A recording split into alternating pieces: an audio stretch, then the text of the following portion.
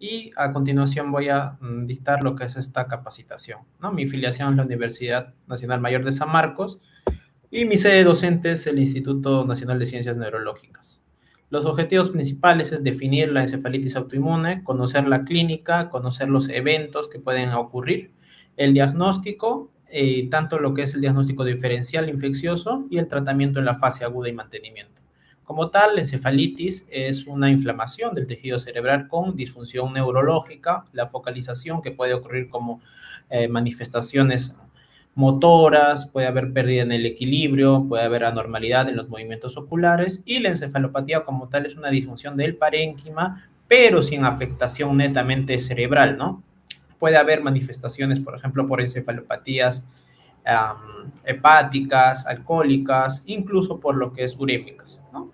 Como tal, la encefalitis está dado la primera causa a nivel mundial son las encefalitis infecciosas, estando lo que son las virales, posteriormente las bacterianas, y las autoinmunes estarían en un segundo lugar.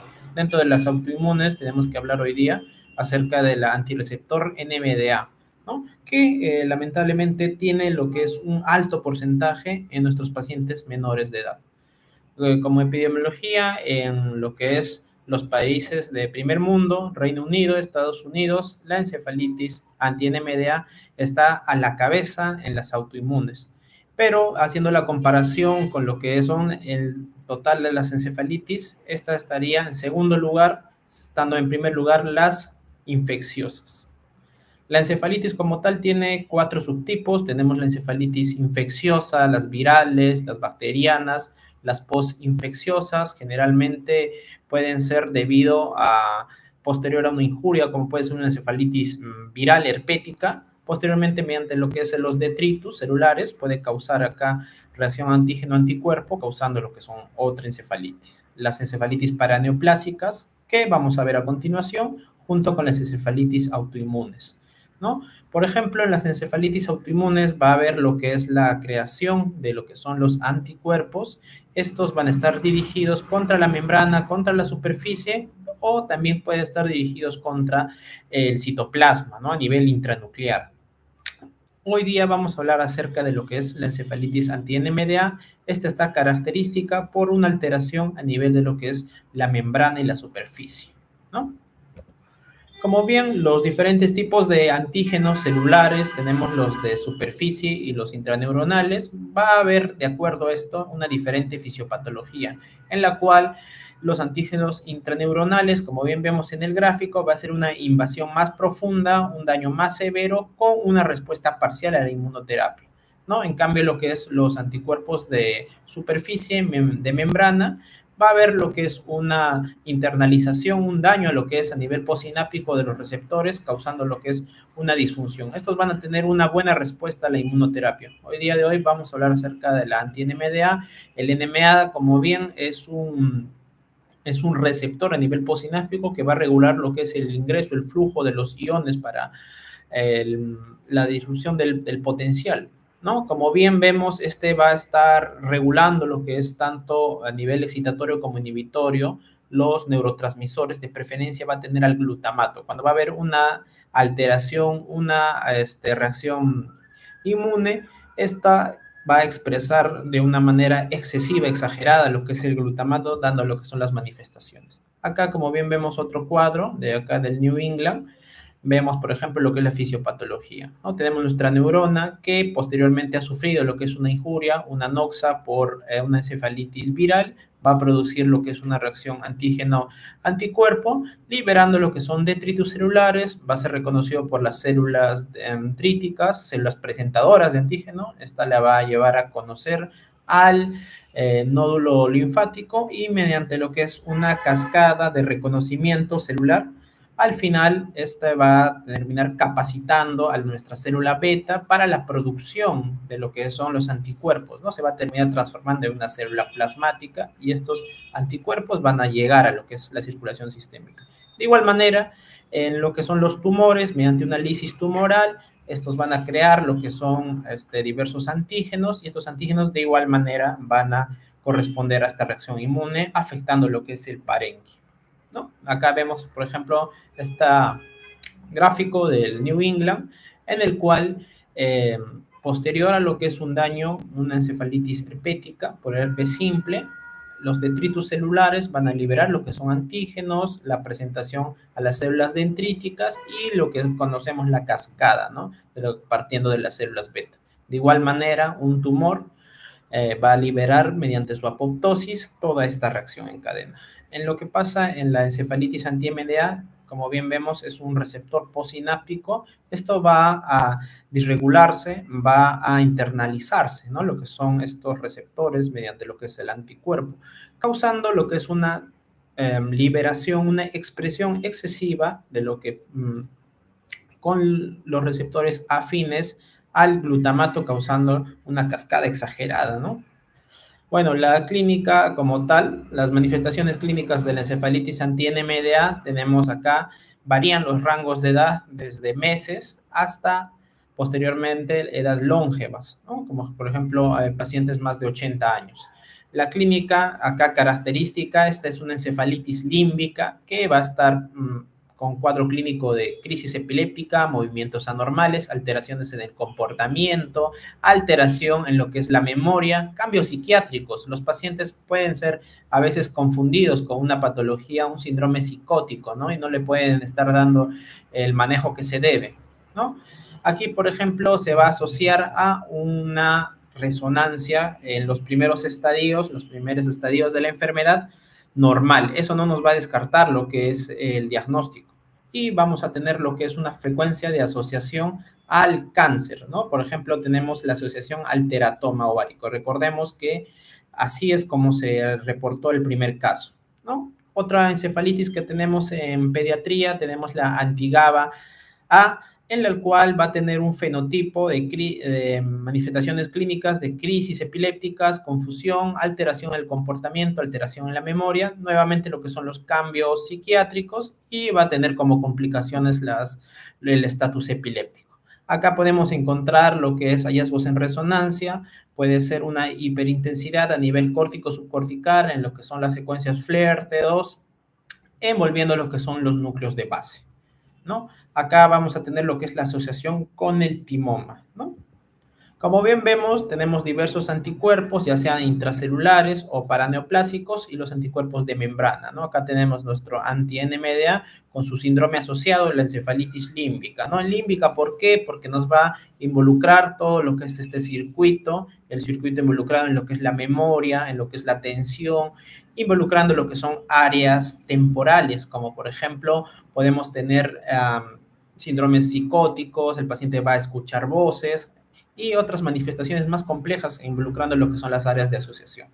Bien, vemos que estas se van a asociar con diversos tipos de neoplasias, ¿no? Por ejemplo, tenemos acá la antigaba que va a estar asociado al tumor de células pequeñas, ¿no? Tumor de pulmón. Acá tenemos otra clásica que es la anti-HU, en el cual va a estar asociado a neuropatía sensitiva, encefalomielitis y tiene diversos tumores asociados, ¿no? Como el tumor de células pequeñas, de próstata, neuroblastoma.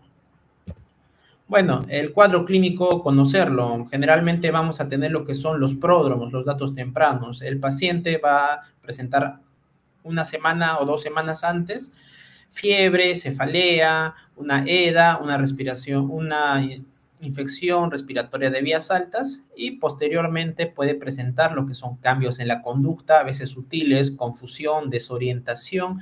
El paciente puede incluso aislarse, puede tener lo que es la anedonia, la abulia, la labilidad emocional, llanto inexplicado, trastornos en el sueño, que muchas veces los padres, los cuidadores no logran reconocer como un signo de alarma, ya bien lo toman como un pequeño cambio en la conducta, pero si este va a ser agudo y va a ser progresivo, ya sería de alta sospecha. Ya posteriormente progresando vamos a tener lo que son los síntomas psiquiátricos, ¿no? Datos paranoides, alucinaciones, ilusiones, hipersexualidad, alteración en el lenguaje, en la comprensión y ya llegando a lo que son los estadios finales, incluso al mutismo.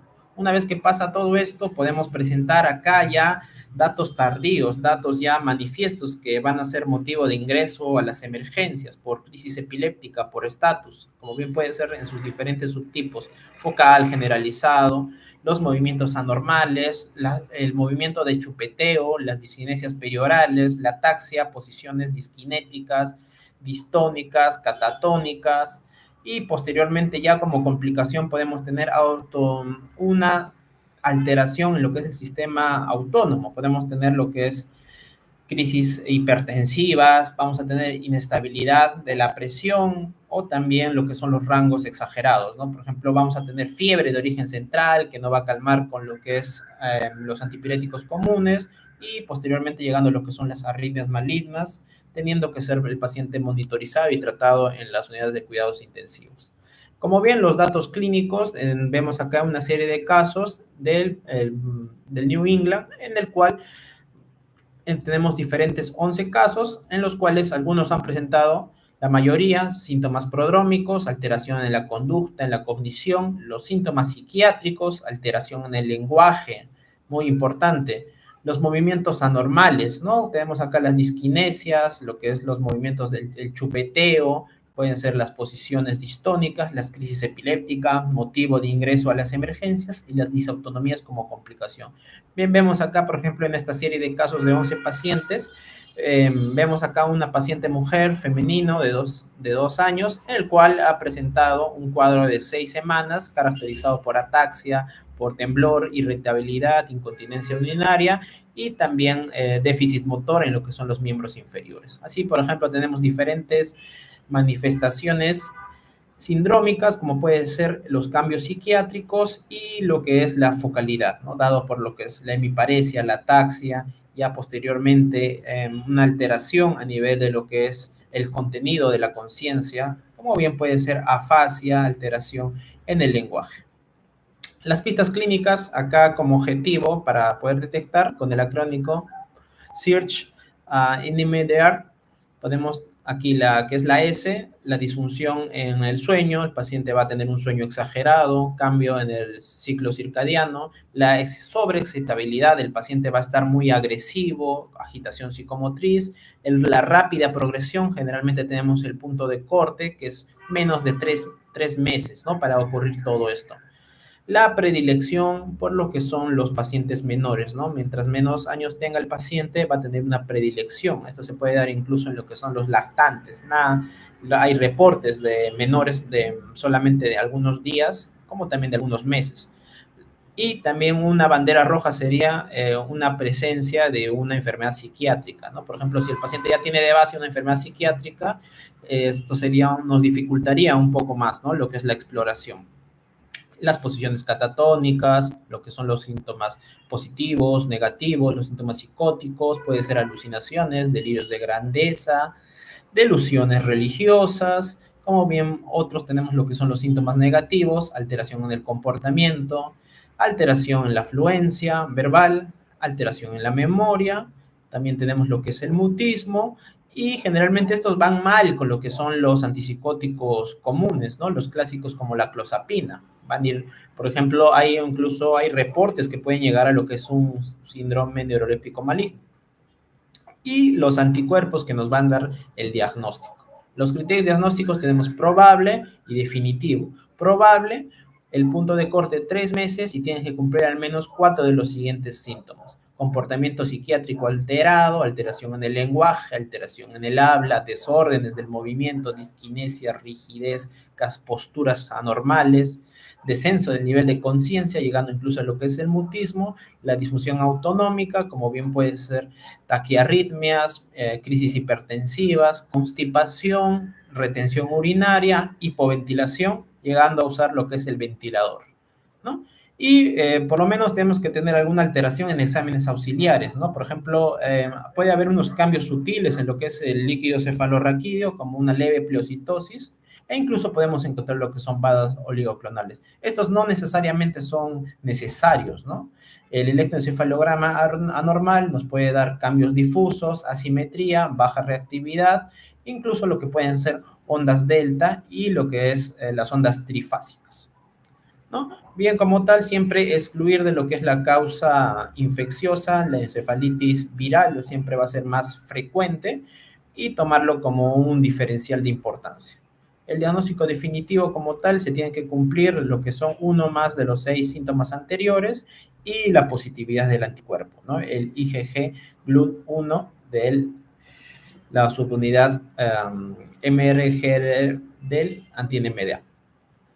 Vemos acá lo que son los exámenes auxiliares, siempre descartar lo que son las infecciones, ¿no? Estos pacientitos nos pueden confundir lo que es este cuadro con las infecciones virales. Tenemos que descartarlo con un hemograma, con reactivos de fase aguda, PCR, BCG y siempre buscar otras asociaciones autoinmunes, ¿no? Como bien puede ser un hipotiroidismo de Hashimoto, buscar, por ejemplo, lo que es el ANA-ANCA, incluso lo que puede ser algunas veces un perfil ENA, ¿no? Porque así generalmente van a estar asociados. Incluso otras entidades desmielinizantes, como puede ser el MOG, como puede ser la neuromielitis óptica, pueden estar asociados.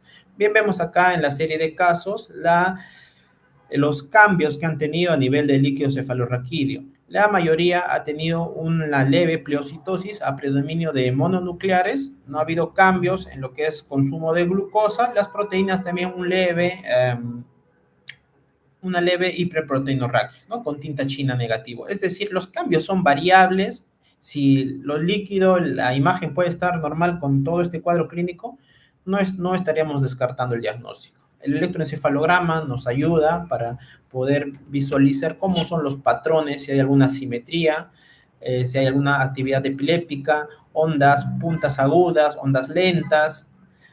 Tenemos también lo que son ya en estadios avanzados de la encefalitis, ondas teta, delta o las ondas trifásicas, ¿no? Bueno, tenemos acá un signo característico de esta encefalitis, que es el patrón delta en cepillo, el delta brush. Lo que es la neuroimagen, vamos a tener un espectro bastante complejo de manifestaciones. Como bien tenemos acá la clásica, podemos tener una hiperseñal en lo que son los hipocampos, ya sea de manera bilateral, esto lo podemos apreciar en las secuencias T2 FLAIR, en la resonancia, como bien habíamos visto, con las manifestaciones consecuentes, ¿no? Alteración en la memoria, en el comportamiento, en el habla, e incluso podemos encontrar a nivel acá periinsular, a nivel de lo que es el cíngulo, a nivel de lo que son los tálamos, a nivel córtico subcortical, acá incluso vemos, ¿no? Está tomando todo lo que es el lóbulo temporal. En otros estudios sofisticados, como bien puede ser el PET, vamos a encontrar lo que es un hipermetabolismo en estas áreas afectadas. Bien, para el tratamiento, acá según la revista, el Neurology, tenemos un consenso internacional para tratar a nuestros pacientes con encefalitis anti-NMDA pediátricos, basándonos en algunos marcadores, como bien puede ser la seguridad de la vía aérea. Este paciente va a requerir algún cuidado avanzado, lo que es la movilidad del paciente. El paciente va a estar atado a una cama o puede estar ligeramente móvil, los cuidados que va a necesitar de enfermería, las alteraciones psiquiátricas. Algunos pacientes pueden llegar a causarse autolesiones y tener un peligro de suicidio, ¿no? Si los dejamos sin un tratamiento de mantenimiento también por la parte psiquiátrica. Los autocuidados, la comunicación con el paciente. Hay algunos pacientes que están encefalopáticos y no vamos a tener lo que es una adecuada comunicación. El estado de alerta y las crisis epilépticas, darle lo que es un manejo óptimo para que no puedan llegar a lo que es el estatus y posteriormente las complicaciones con la estancia hospitalaria prolongada. El tratamiento como tal, tenemos a la cabeza la inmunoterapia, la metilprednisolona, a dosis altas, a 20 a 30 miligramos por kilo al día, máximo 1 gramo, de 3 a 5 días, que se puede incluso repetir en 2 ciclos, ¿no?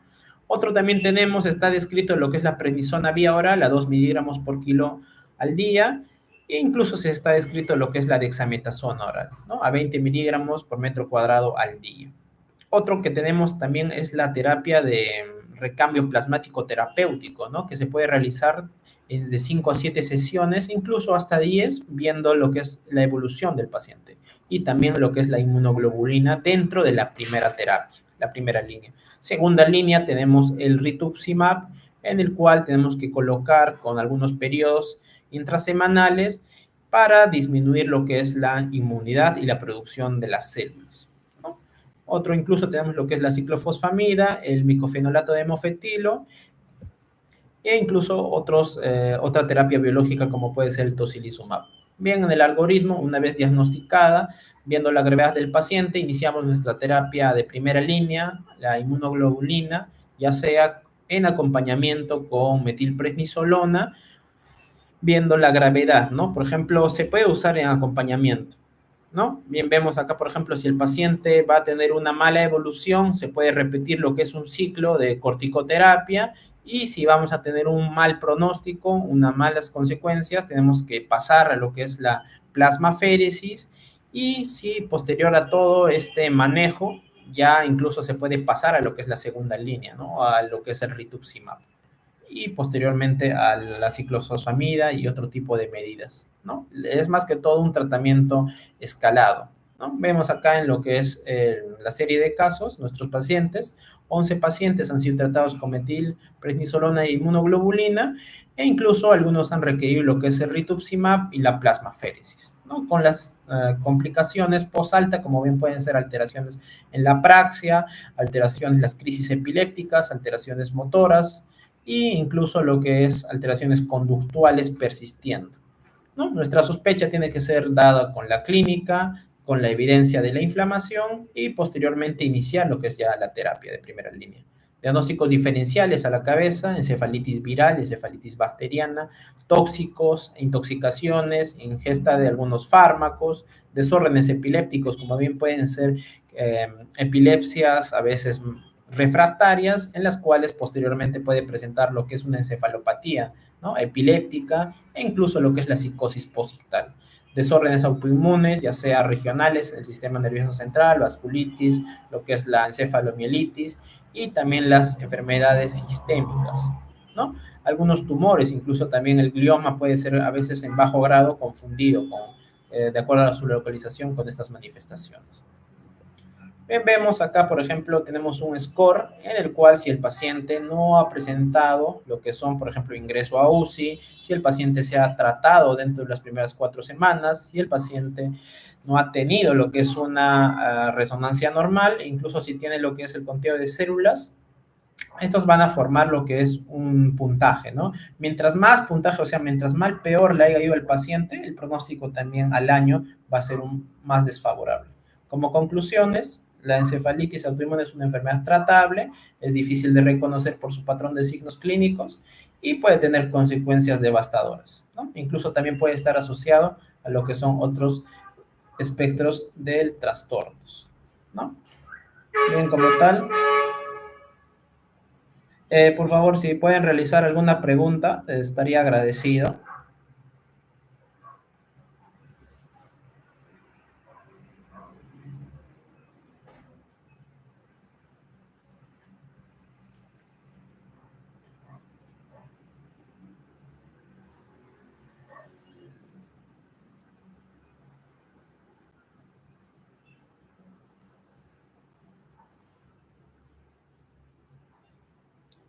¿No hay alguna pregunta?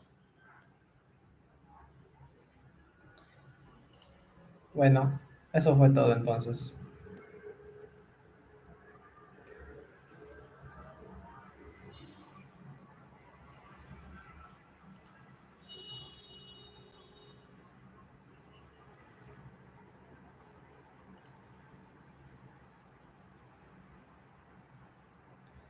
Bueno, gracias por la pregunta. Los diagnósticos que nos pueden confundir pueden ser cuadros infecciosos, como bien puede ser la encefalitis viral. Tenemos de preferencia lo que es el virus herpes, que va a alterar lo que es una predilección por esta área temporal, ¿no? Nos puede dar unas manifestaciones similares, incluso una alteración en lo que es la corteza temporal, dando también estos cambios en conducta, lo que es la desinhibición.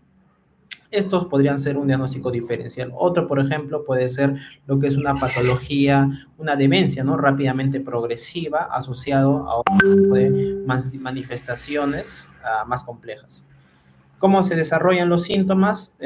Como bien habíamos visto en el cuadro, va a tener lo que es una fase prodrómica, en la cual puede tener lo que son síntomas de infecciones respiratorias de vías altas. Posteriormente vamos a tener los cambios en la conducta, en el lenguaje, manifestaciones psiquiátricas. Y terceramente tenemos la fase de los movimientos anormales, las crisis epilépticas y las disautonomías, ¿no? Con todo esto vamos a tener lo que son diversas complicaciones para poder, y el paciente mediante lo que es la estancia prolongada se puede contagiar de lo que son otras infecciones intrahospitalarias, ¿no? Para todo esto tenemos que tratar al paciente desde el inicio con lo que es nuestra sospecha diagnóstica, no llegar a incluso a esperar lo que pueden ser los resultados, ¿no? Porque tendríamos que perder lo que es este tiempo que es valioso, ¿no? No podemos hacer eso.